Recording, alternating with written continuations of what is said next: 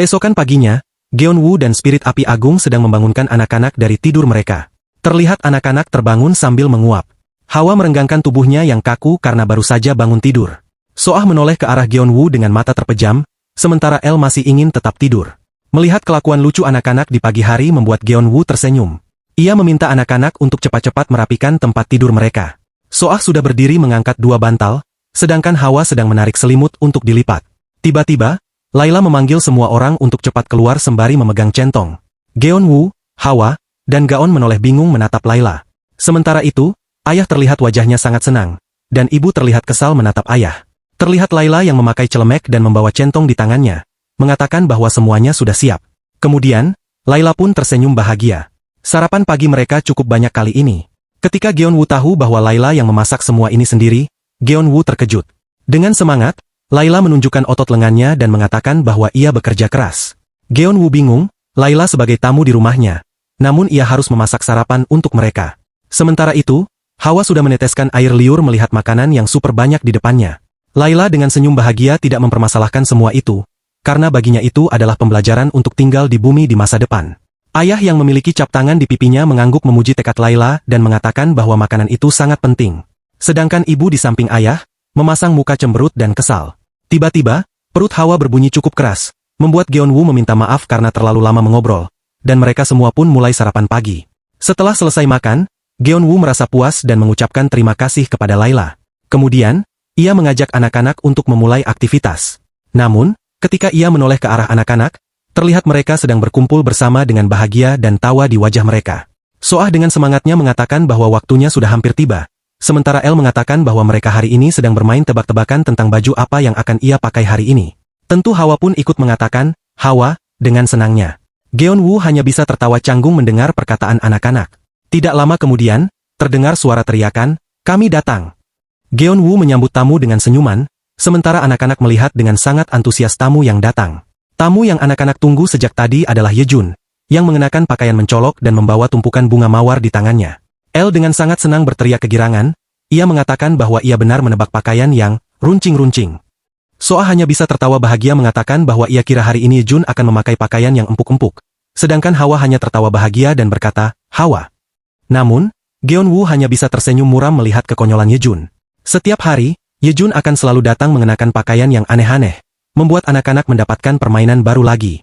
Geonwoo hanya bisa tertawa terpaksa dan memuji pakaian Yejun yang mewah. Tentu Yejun dengan senang menjelaskan bahwa pakaiannya adalah pakaian yang lagi populer. Sedangkan spirit api agung bingung melihat Yejun, ia bertanya-tanya apakah ia salah mengartikan arti populer. Geonwoo dengan isyarat memberitahu spirit api agung untuk diam. Geonwoo hanya bisa tertawa dan berpikir bahwa Yejun mengenakan pakaian itu untuk menarik perhatian Layla. Namun, pakaian yang ia kenakan ternyata menjadi tersangka utama dalam kekacauan ini. Yeran yang terus-menerus tertawa lepas karena kekonyolan Yejun. Awalnya, Yeran berniat sekadar membantu. Namun, Yejun yang polos dan terburu-buru meminta bantuan Yeran, melihat kenaifan Yejun, tentu memancing kenakalan Yeran untuk membuat candaan. Selama beberapa hari ini, dengan hasil candaan Yeran, fashion show Yejun yang mengejutkan terus berlanjut. Meskipun tidak enak dilihat, yang membuat Geonwoo tidak bisa berkata-kata adalah bahwa itu sangat mempan di mata Layla. Layla selalu memuji Yejun dengan sangat senang, membuat Yejun terlihat bahagia dan malu-malu. Sedangkan tersangkanya, Yeran, sangat kaget melihat candaannya yang seharusnya memalukan Yejun malah membuat Yejun terlihat baik di mata Layla. Karena itu semua, membuat penilaian Yeran semakin aneh-aneh. Yeran sangat syok dan muram. Ia tidak menyangka bahwa kali ini pakaian yang Yejun kenakan berhasil. Yeran terus memikirkan, ia harus memikirkan pakaian yang lebih aneh lagi untuk esok. Geonwoo hanya bisa menasihati Yeran untuk tidak berlebihan. Geonwoo yang melihat kejadian di depannya yang seharusnya lucu, namun ia tidak bisa tertawa. Karena sampai sekarang, Yejun belum tahu bahwa Layla adalah seorang elf. Geonwoo memikirkan apa yang akan terjadi jika Yejun mengetahui semua fakta tersebut. Mungkin itu akan menjadi cinta platonik. Geonwoo juga bertanya-tanya apakah para elf juga memiliki perasaan cinta. Terlebih lagi, Geonwoo melewatkan waktu untuk mengatakannya, sehingga masalah semakin besar. Geonwoo sangat pusing memikirkan masalah yang ada di hadapannya. Sementara itu, Hawa dengan bingung menatap Geonwoo. Dengan muram, Geonwoo ingin mengatakannya hari ini, kenyataan yang sebenarnya. Namun, ia bingung harus bagaimana menyampaikan kepada Yejun bahwa orang yang ia sukai tidak memiliki jenis kelamin. Tiba-tiba, Yejun berkata dengan keras. Kemudian, ia berlutut dan mengajak Layla untuk makan bersama di restoran bintang 5. Mendengar itu, Layla mempertanyakan kembali apakah yang dimaksud Yejun adalah makan makanan yang telah dihidangkan. Setelah menerima konfirmasi dari Yejun, Layla pun menerima ajakannya dengan sangat senang. Hal ini membuat Geon Woo semakin panik karena ia terlambat satu langkah lagi. Di malam hari, mereka tiba di restoran Jung Su Chen. Geon Woo mengikuti mereka, dan ia tidak menyangka bahwa restoran bintang 5 itu adalah restoran Su Chen. Sementara itu, Hawa tentu sangat senang melihat restoran Su Chen. Ia langsung berlari dengan sangat gembira. Sedangkan Yeran dengan senyum kebanggaan, mengatakan bahwa kebetulan mereka masuk dalam urutan reservasinya. Namun, Geon Woo masih bingung apakah mereka boleh ikut, karena ini adalah makan malam Yejun dan Layla. Sementara anak-anak sudah sangat riang, berlari menuju restoran Su Chen. Yeran juga menambahkan bahwa entah kenapa Yejun malah mengundang Layla terlebih dahulu. Padahal mereka ingin mengundang Geon Woo untuk membalas budi mereka. Geon Woo menanyakan apakah orang tua mereka akan datang. Namun, Yeran mengatakan bahwa mereka sedang sibuk. Terjadi sesuatu yang luar biasa di dungeon akhir-akhir ini. Yeran juga mengatakan bahwa akan lebih baik Geon Woo datang, karena jika Yejun dan Layla dibiarkan berdua, akan repot. Yejun akan menjadi kaku dan tidak bisa mengucapkan sepatah kata pun. Seperti saat ini, Yejun terlihat gugup dan tidak bisa berkata apa-apa. Kemudian mereka pun dipanggil oleh pelayan untuk menempati meja makan. Yejun pun mengundang Geon Woo untuk cepat masuk juga. Namun Geon Woo terkejut, karena reservasinya atas nama orang lain, yaitu Kepala Cabang Manusia Super. Geon Woo tidak tahu itu, ia hanya terkejut karena nama yang tertera berbeda. Sementara anak-anak sudah tidak sabar menunggu hidangan apa yang akan mereka makan nanti. Geon Woo hanya bisa tersenyum bahagia melihat anak-anak yang tidak banyak berpikir dan sangat menikmati setiap momen yang mereka jalani. Namun, Geon Woo merasa lebih tegang dari hari-hari biasanya. Ketika masuk, Geon Woo langsung disambut oleh Su Chen dan diminta untuk lebih sering datang ke restorannya. Geon Woo hanya tersenyum dan berkata bahwa ia datang karena Yejun sudah memesan tempat. Apalagi restoran Su Chen sudah sangat terkenal dan ramai. Namun, Su Chen mengatakan bahwa khusus untuk Geon Woo, ia bisa datang kapan saja karena akan disediakan tempat untuknya. Geon Woo bingung dan bertanya mengapa nama reservasinya berbeda. Yeran menjelaskan bahwa mereka diberikan nomor urutan oleh Kepala Cabang Manusia Super. Yeran duduk dengan cemberut dan menatap Su Chen, menanyakan apakah Su Chen tidak senang melihat dirinya. Su Chen hanya tersenyum canggung dan mengatakan bahwa ia juga sangat senang bertemu dengan Yeran. Layla sangat senang. Ini kali pertama ia datang ke restoran dan hal itu membuatnya kagum dan senang. Sementara Yejun menganggap Layla sedang bercanda seolah-olah ini adalah pertama kalinya Layla datang ke restoran. Anak-anak sudah tidak sabar menunggu hidangan apa yang akan disajikan kepada mereka. Namun, Geon Woo merasa cukup tidak enak. Ia menanyakan apakah mereka boleh masuk seperti ini. Terlihat mereka sedang duduk di meja yang sangat besar dan panjang. Su Chen tidak mempermasalahkan hal itu karena sekarang bukan hanya ia sendiri yang mengelola restoran. Ada Chef Alendro yang membantunya. Yeran terkejut dan berdiri melihat salah satu koki terbaik di daerah berada di sini juga. Meski menurut Yeran koki utama tetaplah Su Chen. Alendro kemudian dengan sangat senang mengenalkan dirinya kepada semuanya. Alendro sudah merasakan bahwa Su Chen dan Geon Woo saling mengenal. Berkat mereka, ia bisa meningkatkan keterampilan memasaknya. Su Chen dengan senang hati mengakhiri obrolan. Semua orang sangat senang. Sementara itu, Su Chen dan Alendro sudah bersiap untuk memulai masakan mereka. Anak-anak sangat senang melihat mereka akan memasak makanan. Alendro dengan cekatan mulai memasak, sementara Su Chen pun tidak kalah, memasak sesuatu di atas kompor dengan api yang cukup besar. Makanan telah selesai dimasak. Terlihat makanan hijau seperti tumisan sayuran, ada juga makanan berkuah yang penuh dengan kuah santan, dan tidak ketinggalan, masakan lezat dari daging. Anak-anak sangat senang dan bahagia melihat menu makanan yang mereka terima.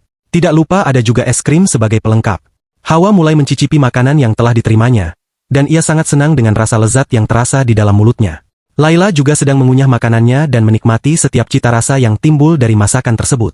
Yeran tidak ketinggalan merasa jatuh cinta dengan masakan Su Chen yang setiap hari di matanya Su Chen semakin keren.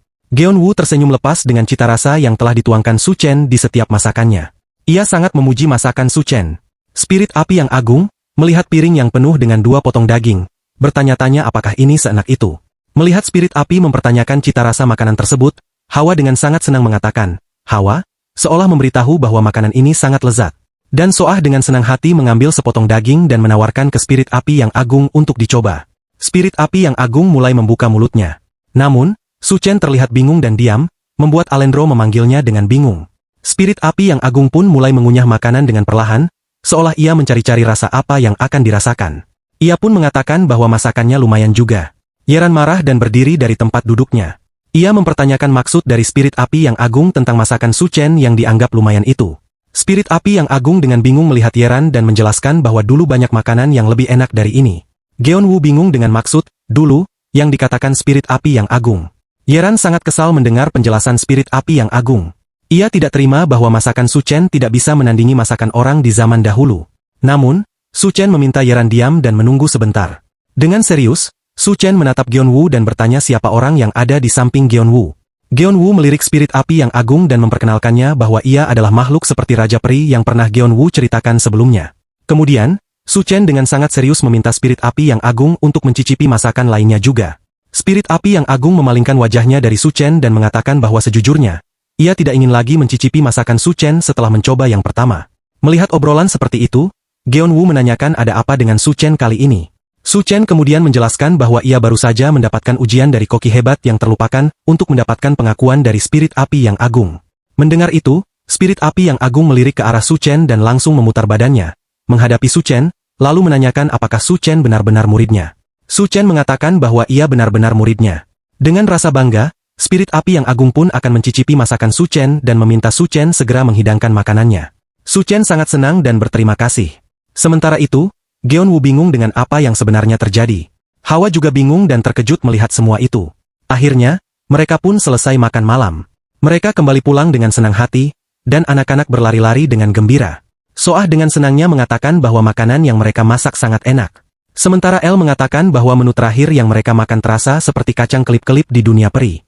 Hawa, dengan memegangi perutnya, merasa puas dengan semua menu makanan yang ia makan malam ini.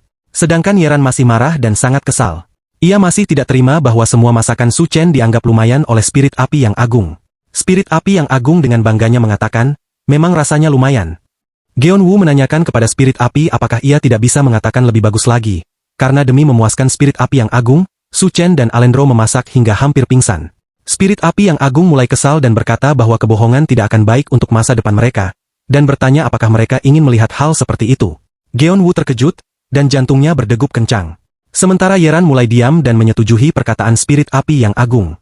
Gyeonwoo melirik ke samping dan mengingat kata-kata bahwa kebohongan tidak akan baik untuk masa depan.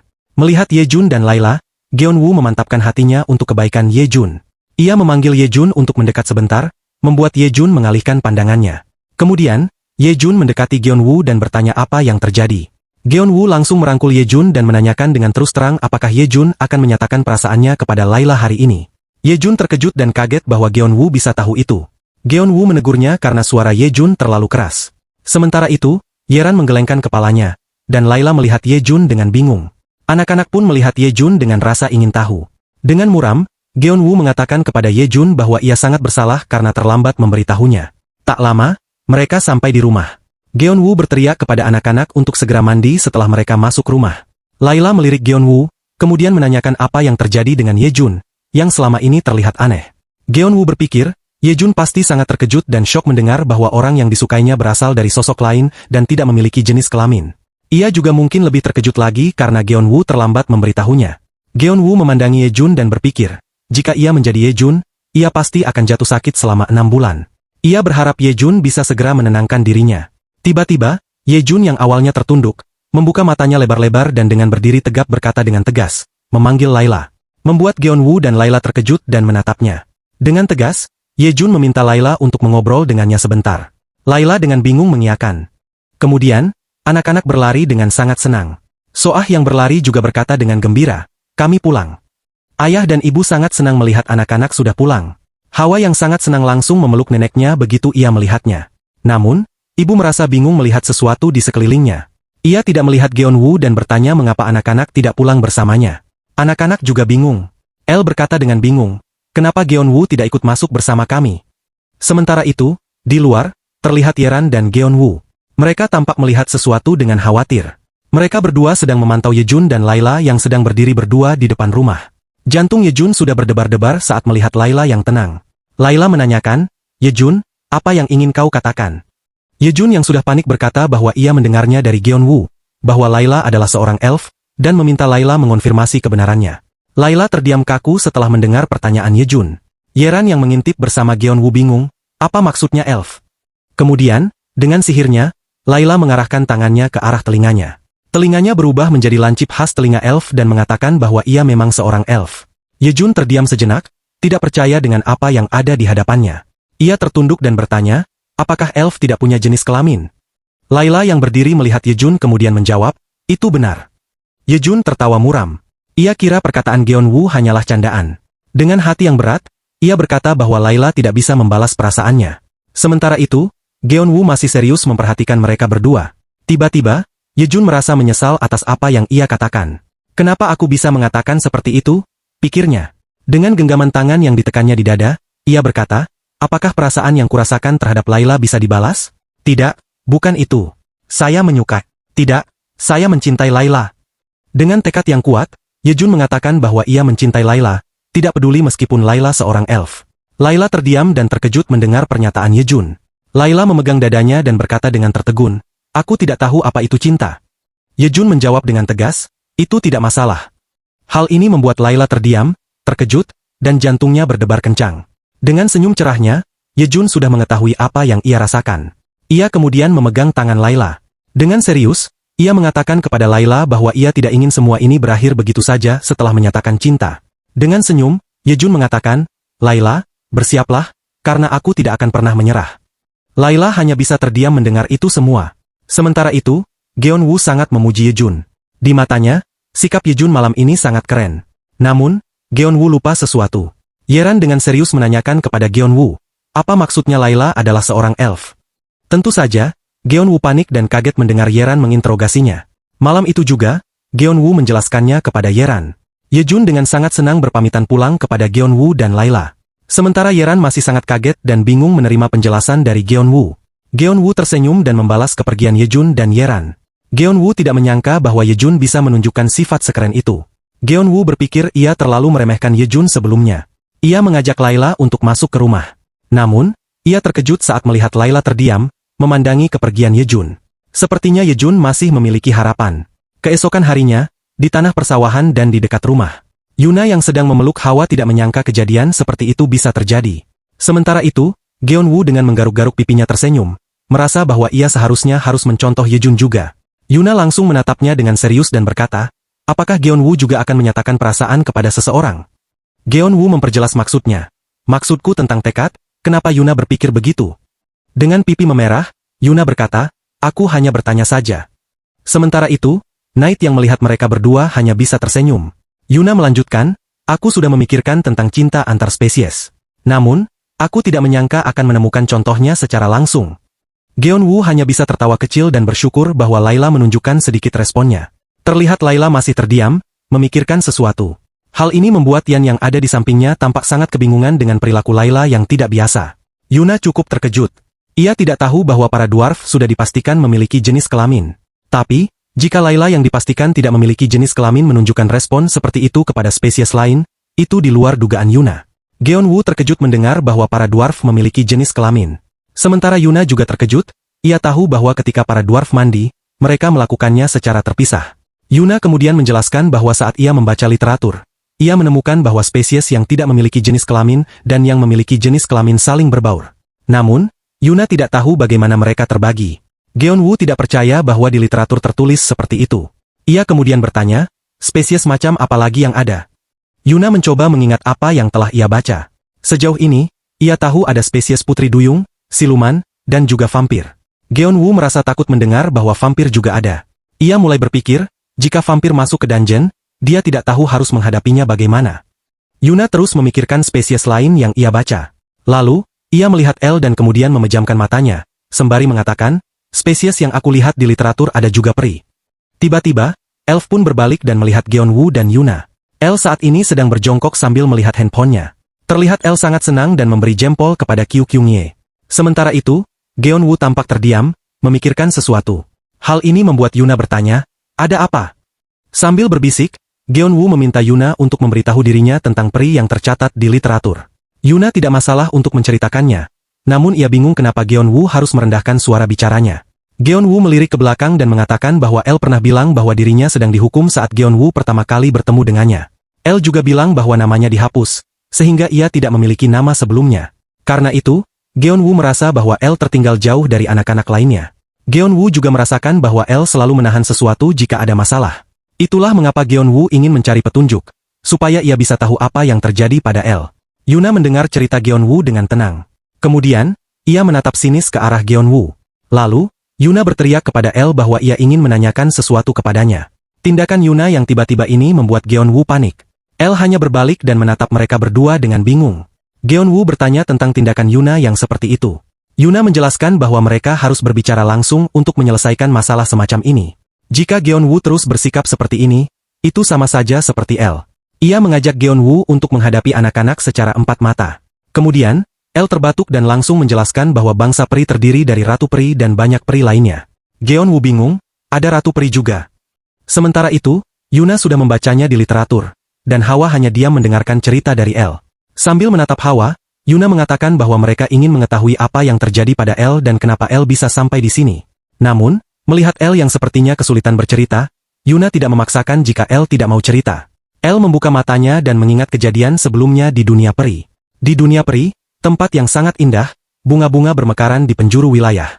Semua peri menjalani hidup dengan menjalankan perintah yang diberikan oleh Ratu Peri. Di antara peri, banyak anak-anak yang sangat ingin tahu dan suka bermain, sehingga banyak kelakuan sepele yang mereka lakukan.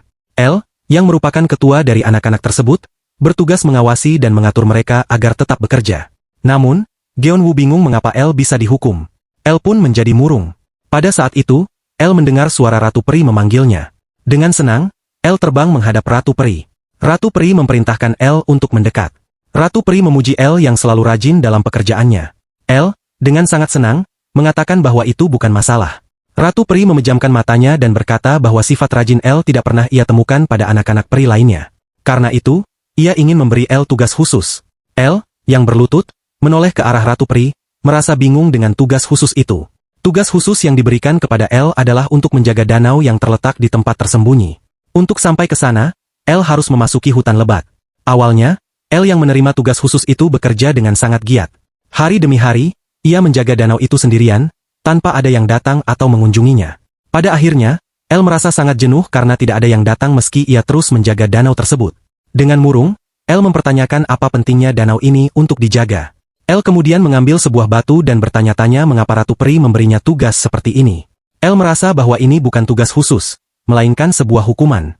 Ia pun melemparkan batu ke danau. Ketika batu itu jatuh ke dalam air, El yang awalnya jenuh dan murung tiba-tiba kembali bersemangat. Ia mendekati pinggir danau, dan begitu riak di danau muncul, ia juga melihat dunia lain di dalam danau tersebut.